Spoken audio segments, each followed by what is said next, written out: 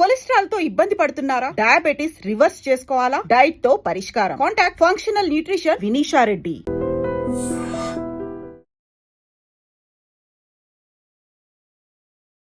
Ladies and gentlemen, welcome to iDream media. నేను ప్రియదర్శన్. నాతో పాటు ఎవరున్నారంటే, బేసికలీ మనకి వచ్చే ప్రతి అనారోగ్య సమస్యకి ప్రకృతిలోనే పరిష్కారాలు దొరుకుతాయి. ఈరోజు కూడా కొన్ని సమస్యలకి మనం పరిష్కారాలు వెతుక్కుందాం. మనతో పాటు traditional healer, herbalist B Anjaneyaraju గారి నుండి మాట్లాడదాం. సార్ నమస్తే. నమస్కారం అండి. బాగున్నారా సార్? బాగున్నానండి. సో నార్మల్గా ఫోన్కి, సిస్టమ్కి, వీటన్నిటికీ మదర్ బోర్డ్ ఎలా అవసరమో మనకు కూడా జీర్ణ వ్యవస్థ, ఈ గట్ హెల్త్ చాలా ఇంపార్టెంట్ అని అంటారు. చిన్న బ్రెయిన్ అంటారండి. చిన్న బ్రెయిన్ అంటారు సార్. సో ఏది తిన్నా మనకి డైజెస్ట్ అవుతుంది ప్రాపర్గా. మా నాన్నగారు చెప్పేవారు, నువ్వు టైంకి తిని అది నీకు ఇన్పుట్ ఎలా వెళ్తుందో అవుట్పుట్ కూడా అలా వస్తే నీకే అనారోగ్య సమస్య లేనట్టే అని చెప్పి. సో బట్ ఈ రోజు మాత్రం చాలా ఇబ్బందులు పడుతున్నాం సార్. గ్యాస్ట్రిక్ వచ్చేస్తుంది యంగ్ ఏజ్ లోనే. సో ఫుడ్ ఇర్రెగ్యులర్ టైమింగ్స్ లో ఎప్పుడు పడితే అప్పుడు తింటున్నాం. అంతట్టు మీకు తెలుసు జంక్ ఫుడ్ ఇప్పుడు అంతా ఎప్పటికప్పుడు ఇన్స్టాంట్ గా. ఒకప్పుడు సేమియా ఉప్మా కోసం వెయిట్ చేసే వాళ్ళం, ఇప్పుడు 2 నిమిషాల్లో వచ్చే మ్యాగీ కోసం చేసుకుని తినేస్తూ ఉన్నాం. సో ఈ ఫుడ్ ఐటమ్స్, ఈ ఫుడ్ అలవాట్లకి, ఈ లైఫ్ స్టైల్ కి, ఈ ఈవెన్ స్లీప్ కూడా ప్రాపర్ గా ఉండట్లేదు, ఎప్పుడో పడుకుంటున్నాం. సో వీటి వల్ల చాలా ఇబ్బందులు పడుతున్నాం. సో మీరు వీటికి ఏమన్నా పరిష్కారాలు చెప్పగలుగుతారు? మంచిగా ఉన్నాయండి. మీరు అన్నట్టుగానే ఉదయం లేవడం, వేడి నీళ్ళు తాగడం, లేకపోతే టీ తాగడం, లేకపోతే సిగరెట్లు కాల్చడం. కొంతమంది సిగరెట్ కాలితే కానీ మోషన్ అవదంటారు, కొంతమంది వేడి నీళ్ళు తాగకపోతే అవదంటారు. 2 లీటర్లు 3 లీటర్లు కూడా తాగుతున్నారు మోషన్ అవడం కోసం. రకరకాల పిల్లి మొగ్గలు వేస్తున్నారు, వాకింగ్ చేస్తున్నారు, లేకపోతే ఆసనాలు వేస్తున్నారు. ఈ ప్రాబ్లం ఎంత ఉందంటేనండి 100కి 60-70 మందికి ఉంది. ఒకప్పుడు 100లో ఒకళ్ళకి 2కి ఉండేదేమో మీ నాన్నగారు చెప్పిన టైంలో. ఎగ్జాక్ట్లీ కరెక్ట్ అండి. అది ఎలా అంటే, మీరు తిన్న ఆహారం పెర్ఫెక్ట్గా అరిగిపోయేదాకా రెండోసారి ఆహారం తీసుకోకూడదు. మీరు రెండోసారి తీసుకుంటే అరగకుండా తీసుకున్నారనుకోండి, ఆహారాన్ని అరిగించడం కోసం మీ బాడీలో అనేక రకాల యాసిడ్స్ని మీ అవయవాలు రిలీజ్ చేస్తాయి. అరగకుండా మళ్ళీ తిన్నారు. పూర్వం 2 సార్లు తినేవారు అనుకోండి, పోనీ మ్యాక్సిమం 3 సార్లు కాలం. ఇప్పుడు మనం 4-5 సార్లు తింటున్నాం. అది కూడా ఎలాగా, వాళ్ళు కష్టపడి పనిచేసేవారు, పని లేదు మనకి. అప్పుడు ఏమవుతుందండి, 4 గంటలు అరిగిది 6 గంటలు 8 గంటలకు కానీ అరగదు. ఈ 8 గంటల్లో 10 గంటల్లోనే మనం 4-5 సార్లు తింటాం. అప్పుడు ఏమవుతుందండి, కంటిన్యూగా ఈ యాసిడ్స్ అనేది రిలీజ్ చేస్తూనే ఉంది బాడీ. దానివల్ల ఏమవుతుంది, మీ శరీరం ఆల్కలీన్లో ఉండవలసింది pHలోకి వస్తుంది. అంటే ఇప్పుడు మోడర్న్ సైన్స్ ప్రకారం మాట్లాడుతున్నాను నేను. అజీర్తి అనేవాళ్ళం పూర్వం. అజీర్తి ఉంటే ఏమవుతుంది, అజీర్తి ఉంది అంటే యాసిడ్స్ ఎక్కువైనాయని తక్కువైనాయని. అలాగే మీకు పడని ఆహార పదార్థాలు మీరు తింటున్నారు. పూర్తిగా అరిగిపోయాక మళ్ళీ ఆహారం తీసుకోవాలనే నియమం ఏమిటండి, 50% సాలిడ్ తీసుకుంటే, 25% లిక్విడ్ తీసుకుంటే, 25% గాలికి ఖాళీ వదిలేయమన్నారు. మనం ఏం చేస్తున్నాం, 99% కాదు కదా, 110 కూడా తింటున్నాం. కడుపు నిండిపోవాలి, ఫుల్గా తినేయాలి. దానివల్ల కూడా అనేక రకాల ప్రాబ్లమ్స్ వస్తున్నాయండి. ఎక్కువసార్లు ఆహారం తినటం వల్ల మీరు అన్నట్టుగా అరక్క ముందర అంటే మోషన్ ఫ్రీగా అవ్వకపోవడం వల్ల మేజర్ ప్రాబ్లం అండి ఇవాళ. ఎందుకంటే కెమికల్ ఫుడ్స్, ఏదైనా కెమికల్ తోటి, పురుగు మందులు, ఎరువులు ఉన్న ఆహారాలు తింటున్నాం కాబట్టి వాటి వల్ల మన శరీర తత్వం రకరకాలుగా మారిపోతుందండి. ఇప్పుడు పూర్వకాలంలో ఆయుర్వేదంలో పలానా ఆయిలో లేకపోతే పలానా క్రీమో చేసుకుని రాసేసుకోండి, మంచి రంగు వస్తారు, మచ్చలు పోతాయి, లేకపోతే ఇంకోటి దురదలు తగ్గుతాయి, ఇలా అనేక రకాల ఫార్ములాలు ఆయుర్వేద గ్రంథాల్లో ఉన్నాయి. ఇప్పుడు మేము ఏది చేసినా కూడా భయం వేసి, ముందర టెస్టింగ్ డోసు రాసుకోండి, కొద్దిగా ఒక 4 రోజులు రాసిన తర్వాత ఎటువంటి సైడ్ ఎఫెక్ట్ లేకపోతేనే ఈ మందు వాడుకోండి అని చెప్పవలసి వస్తుంది.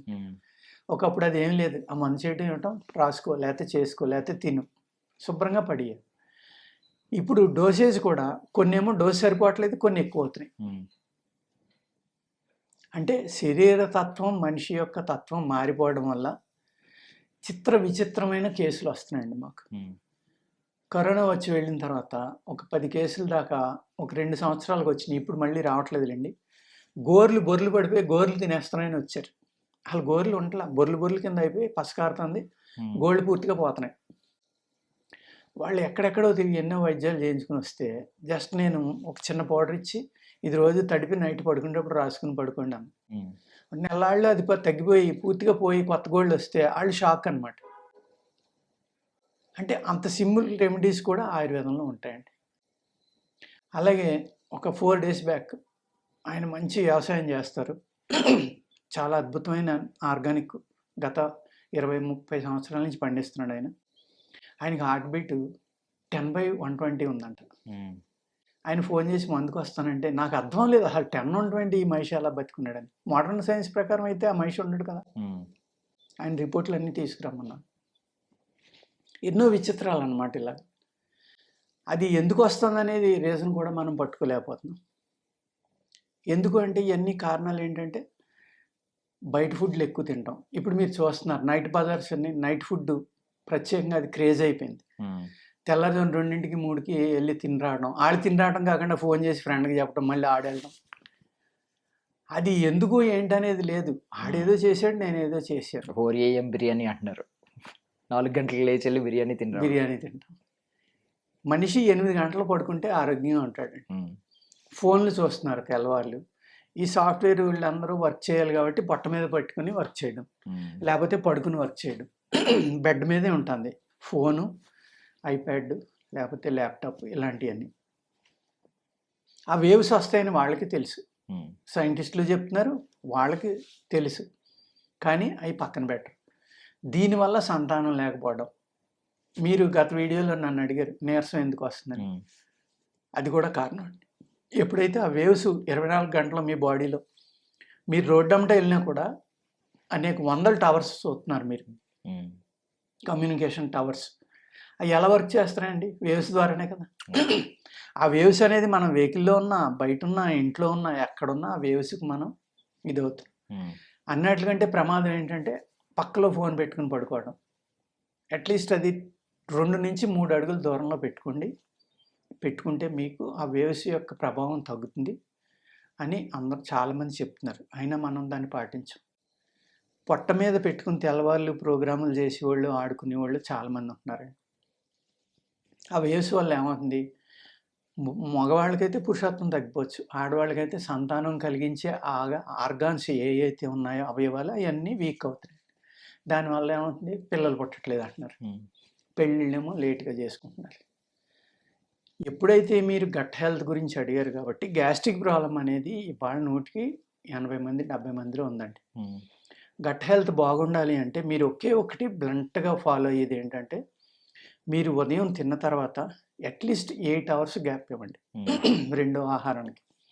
ఇచ్చినప్పుడు ఇది పూర్తిగా అరిగిపోతే అప్పుడు మీరు ఆహారం తీసుకున్నారనుకోండి, మీ గట్ హెల్త్ ఎప్పుడూ పాడవదు. ఫస్ట్ థింగ్ అండి. సెకండ్ థింగ్ ఏంటంటే ఎక్కువ పులుపులు, ఎక్కువ కారాలు, బాగా వేడిగా ఉన్న ఆహారం తీసుకోవడం. అలాగే ఈ టీ కాఫీలు వచ్చాక అనేక సార్లు టీ కాఫీలు తాగటం. టీ కాఫీ 2 కూడా ఎపిటైజర్స్ కింద లెక్కండి. మా చిన్నతనంలో అంటే మేము ఇంటర్ 10th చదివే టైంలో టీ తాగితే నిద్ర పట్టదు, తెల్లవారులు చదివేయచ్చని టీలు తాగేవాళ్ళు. నేను అప్పుడే ఆలోచించాను ఎందుకు నిద్ర పట్టట్లేదు అంటే, అది తాగిన 2 గంటలకే ఆకలి అవుతుంది మళ్ళీ. అదే మీరు టీ తాగి శుభ్రంగా తిని పడుకోండి, హ్యాపీగా నిద్రపోతారు. అంటే అక్కడ ఏంటంటే ఎపిటైజర్. ఇది ఎపిటైజర్ కాబట్టి ఏం చేస్తుంది, మీరు తిన్న ఆహారం అంతా అరిగిపోయేటప్పటికి మళ్ళీ ఆకలి అవుతుంది. ఆకలి అవడం వల్ల నిద్ర పట్టదు. యాసిడ్స్ పెరిగిపోతున్నాయి మీ బాడీలో. ఆకలి వస్తుంది అంటే దాని అర్థం ఏంటి, యాసిడ్స్ పుడుతున్నాయి మీ శరీరంలో. యాసిడ్స్ పుడుతున్నాయి కాబట్టి మీరు ఆహారం తీసుకోవాల్సిన ఏర్పాటు సాలిడ్ తినాలి. మనం ఈ టీ కాఫీ ఏం చేస్తున్నాం, ఒక్క తెలంగాణ కానీ నార్త్ ఇండియా కానీ ఇంకోటి కానీ చూడండి, మీరు టీ కాఫీ ఇస్తే కనుక వెంటనే బిస్కెట్ కానీ ఏదో ఒకటి ఇస్తారు. ఒక సాలిడ్ తింటే కానీ అవి తాగకూడదు అనమాట.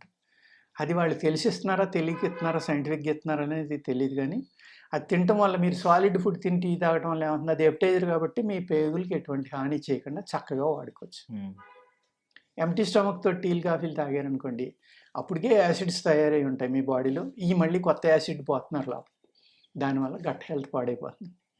గట్ హెల్త్ బాగుండాలి అంటే ఏం చేస్తారంటే, మనకి ఆయుర్వేదంలో వాము, జీలకర్ర, సోంపు ఇలాంటి అద్భుతమైనవి ఉన్నాయండి. సోంపు, వాము చాలా బాగా పనిచేస్తాయి. జీలకర్ర మళ్ళీ చలవ చేస్తుంది కాబట్టి కొంతమందికి అరగకపోవచ్చు. అల్లం, సొంటి అంటాం మేము ఆయుర్వేదంలో. ఈ 3 నల్ల ఉప్పు అని దొరుకుతుందండి, బిడాలవనం అంటారు దాన్ని.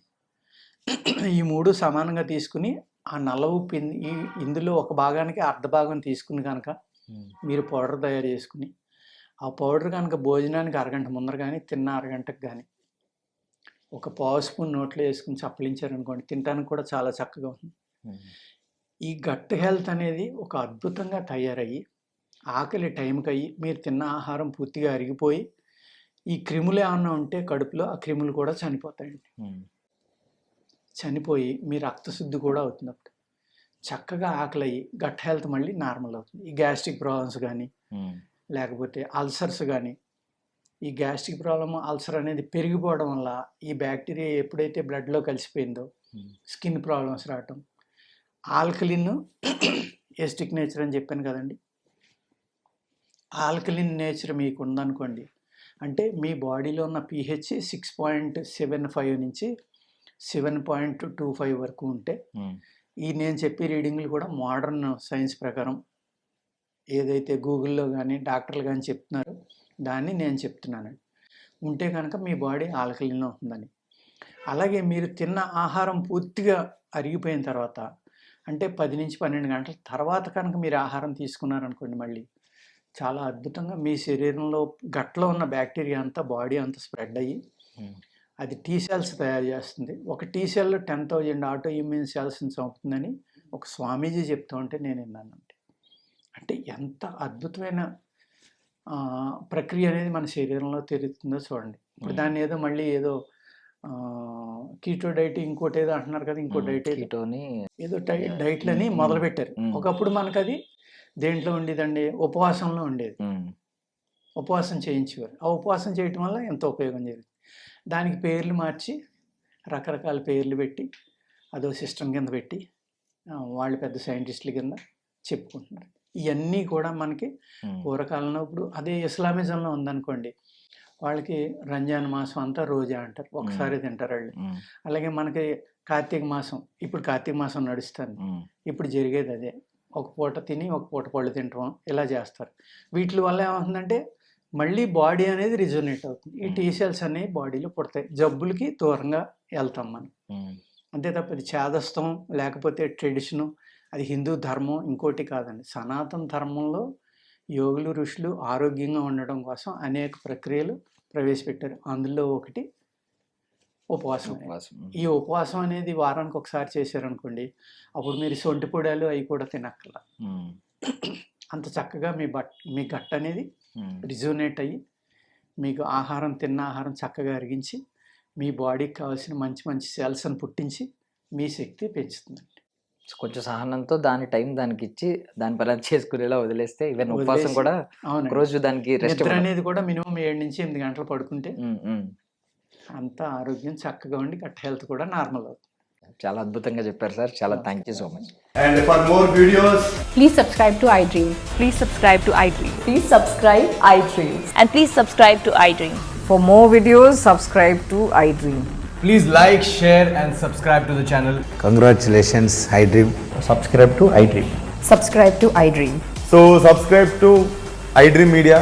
iDream ki iDream team andarki huge congratulations. Please subscribe iDream Media. Please subscribe to iDream. Subscribe iDream. Please subscribe to iDream. iDream అంటే నా కళల ఛానల్ సబ్స్క్రైబ్ చేసుకున్న నోరు తిరుగుతలేదు, మీరైతే గంట గుర్తు కొట్టండి. For more such videos, please subscribe to iDream. Subscribe to iDream. Please subscribe to iDream. Please subscribe iDream Media. Please do subscribe to iDream. Please subscribe to iDream Media. For best entertainment and information, please subscribe iDream. And don't forget to subscribe to iDream.